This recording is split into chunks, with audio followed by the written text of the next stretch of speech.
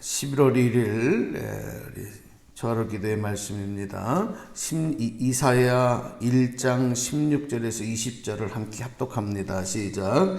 너희는 스스로 씻으며 스스로 깨끗하게 하여 내 목전에서 너의 악한 행실을 버리며 행악을 그치고 선행을 배우며 정의를 구하며 학대받는 자를 도와주며 고아를 위하여 신원하며 과부를 위하여 변호하라 하셨느니라. 여호와께서 말씀하시되 오라 우리가 서로 변론하자. 너희의 죄가 주홍 같을지라도 눈과 같이 희어질 것이요 진홍같이 붉을지라도 양털같이 희게 되리라. 너희가 즐겨 순종하면 땅의 아름다운 소산을 먹을 것이요 너희가 거절하면 배반하면 칼에 삼켜지리라. 여호와의 입의 말씀이니라.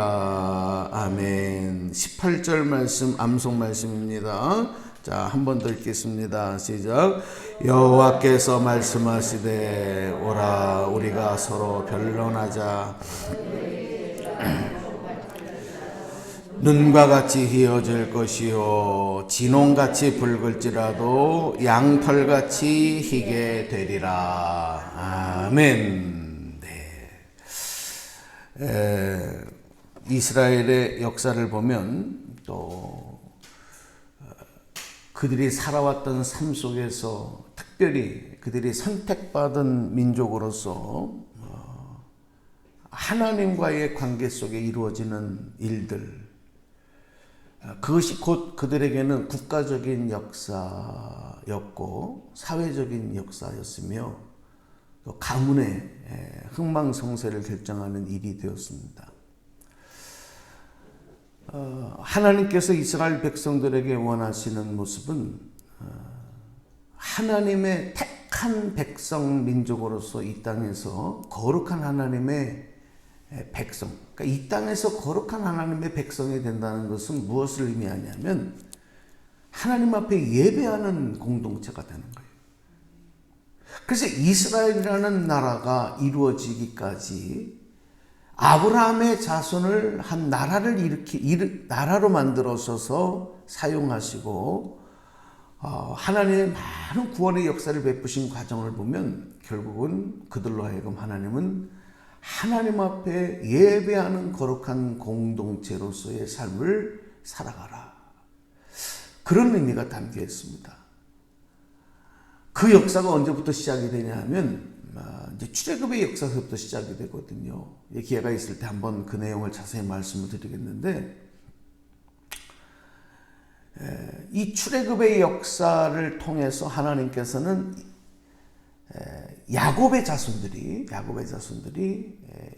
하나님께 예배하는 거룩한 공동체라고 하는 목적, 예배하는 사람, 예배하는 민족이라고 하는 그런 목적을 위해서 애굽을 나오게 하시고 또 광야에서 인도하시고 또 하나님의 약속의 땅을 향하여 들어가는 거예요.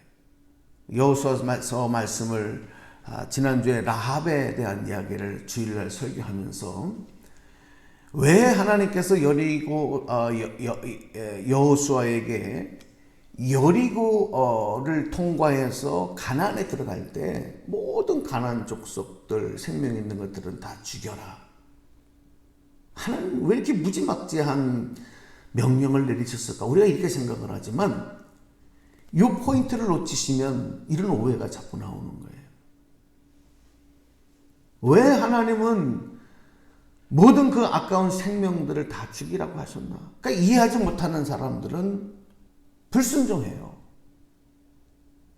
이유는 뭐냐면 그들을 남겨놨을 때 하나님 앞에 온전히 예배하는 거룩한 공동체가 될 수가 없는 거예요. 왜냐하면 그 땅은 우상을 섬기고 죄악이 많이 나는 땅이기 때문에 그 죄의 영향력을 하나님 아셨기 때문에 그래요.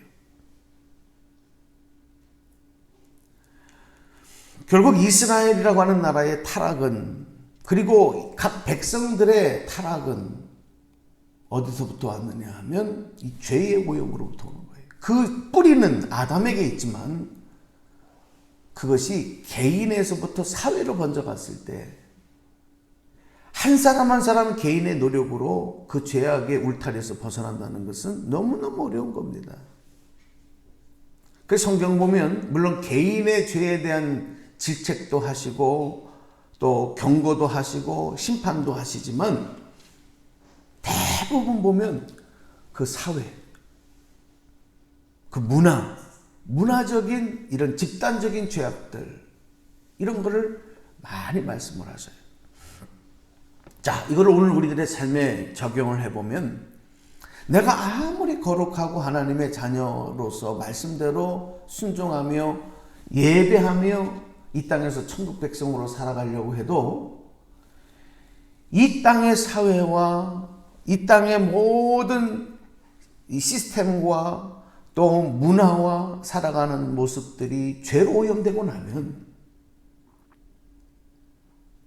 나도 어쩔 수 없이 죄악에 물들어 살아가는 경우들이 거기서 벗어날 수 없는 한계를 느낄 때가 많다는 거예요. 그래서 하나님은 그 죄악이 만연해지면 한 사람 한 사람을 심판하신 것이 아니라 우리가 구약 성경에도 보았듯이 소돔과 고모라 성의 그 전체를 하나님 심판하죠. 그리고 노아의 홍수 시대 때도 보면 모든 사회를 하나님은 물로 심판하십니다. 그러나 그 중에서도 하나님은 노아라는 사람, 롯이라는 사람을 그리고 그 가족들을 구원하시죠. 여리고 성이 멸망을 당할 때에 하나님은 라합이라고 하는 사람과 그 가족은 구원하시잖아요. 이건 뭘까요?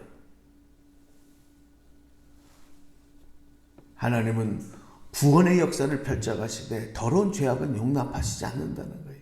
그 죄를 거부하고 하나님의 구원의 은혜에 순종하고 따라오는 자들을 통해서 하나님은 새로운 역사를 펼쳐가시겠다.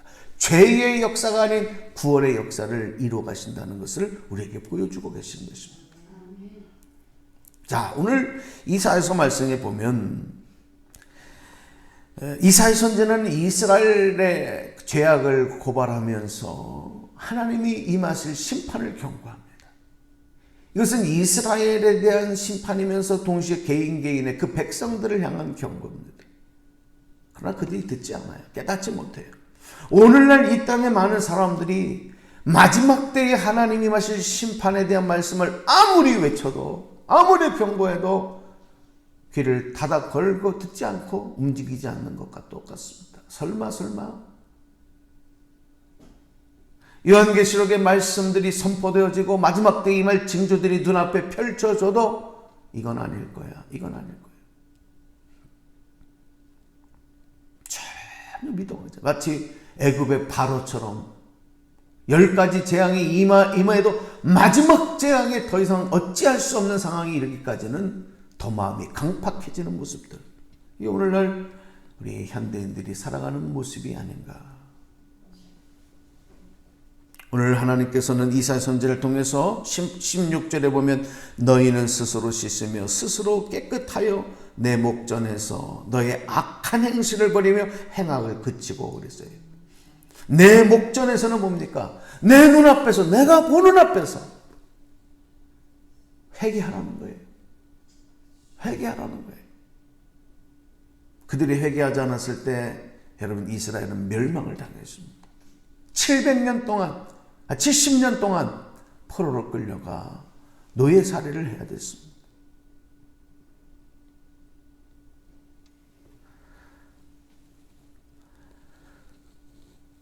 오늘 우리가 하나님의 말씀대로 내 생각과 내 주장을 따라가는 것이 아니라 하나님의 말씀대로 하나님의 질서대로 순종하는 것, 이것이 곧 신앙생활이고 그것이 바로 예배의 삶입니다. 하나님 앞에 나와서 우리가 찬송하고 기도하는 것도 예배지만 일상의 삶에서 그 예배가 이어지지 않는 거라면 하나님이 기뻐 받으시는 예배가 아니에요. 아니 오히려 하나님이 토해버리고 싶어 하시는 모습일 수도 있습니다. 그러나 오늘날 교회들의 모습이 어떻습니까? 오늘날 많은 신앙생활하는 성도들의 모습이 어떻습니까?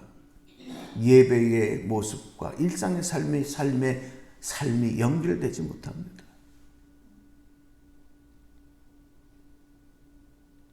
오늘 17절에 선행을 배우며 정의를 구하며 학대받는 자를 도와주며 고아를 위하여 신원하며 과부를 위하여 변호하라 하셨느니라. 여러분 이거 보세요. 이거는 사회적으로 이웃 간의 관계 속에서 우리가 살아가야 될 내용을 말씀을 하는 거예요. 그러니까 일상의 삶에서 우리가 하나님 자녀로 백성으로 살지 못하고 하나님의 명령한 질서에서 살지 못하는 거, 그게 죄라는 거예요.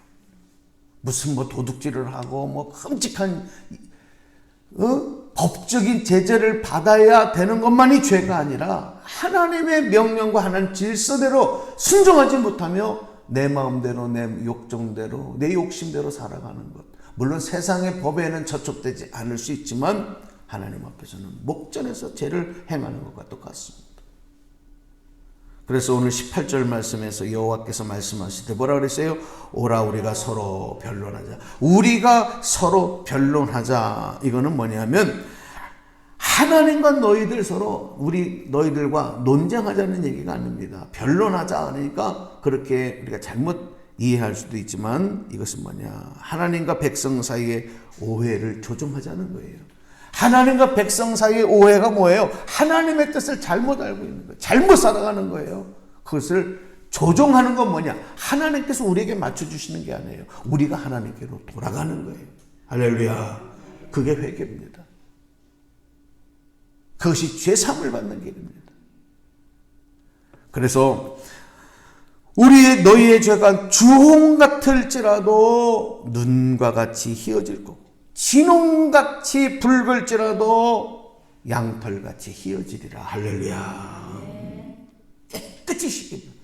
흰 눈과 같이 양털과 같이 깨끗하게 희어지리라. 씻어지리라. 이 은혜를 받지 아니하면 우리는 하나님의 복을 누리는 백성이 되지 못하고 죄악 가운데 신음하다가 심판받고 죽게 될 그런 운명이 되는 것이죠. 여러분, 우리가 가장 하나님을 기쁘시게 하는 것은 그래서 하나님의 뜻에 순종하고 죄사함 받고 구원받은 백성으로 사는 것인 줄로 믿습니다. 그러니까 오늘 저와 여러분의 모습, 하나님 가장 기뻐하는 모습. 이 믿음 갖고 살면 매일매일 여러분의 살아가는 삶이 예배예요. 하나님이 기뻐하시게 하는 모습인 거예요. 여러분, 이런 자부심을 갖고 사셔야 돼요. 먹고 마시고 행하는 모든 일들이 다 하나님의 기쁨이 된다고요. 물론 교회 나와서 예배 드리는 것도 기쁨이 되지만, 그러나 아무리 여러분 우리가 신앙의 옷을 입고 신앙의 가식적인 행동을 한다 할지라도 바로 이런 죄사함의 고백으로 주님께 순종하며 일상의 삶을 살지 못하면 그것은 하나님께서 토해버리고 싶어하는 모습이다. 19절 20절 읽고 기도하겠습니다. 너희가 즐겨 순종하면 뭐라 그랬습니까? 땅에 아름다운 소산을 먹을 것이오리서. 이 땅에서 복을 받아요. 평안을 누려요. 뭐 하면? 열심히 일하면? 열심히 살면? 먹지도 않고 잠자지도 않고 열심히 죽어라고 일하면? 그러면 물질의 어떤 복은 얻을지 모르지만 여러분, 하나님 주시는 이 귀한 축복은 누릴 수 없는 거예요. 너희가 즐겨 순종하면. 할렐루야. 또 그러나 너희가 거절하면, 하나님의 뜻에 배반하면 어떻게 된다 그랬어요? 칼에 삼켜지리라. 이 땅은 전쟁으로 그리고 각종 재앙으로 아까운 생명들이 죽어가고 고통받는 마지막 심판과 죽음 사망밖에 남게 되지 않는다는 이런 경고의 말씀이에요. 오늘 이 말씀 우리 마음에 새기고 11월 한 달도 우리 감사의 계절이잖아요. 저희 교회는 다음 주일 추수감사주일을 드리게 되는데 더 많이 감사했으면 좋겠어요. 힘들고 어려울수록 더 감사하라. 할렐루야.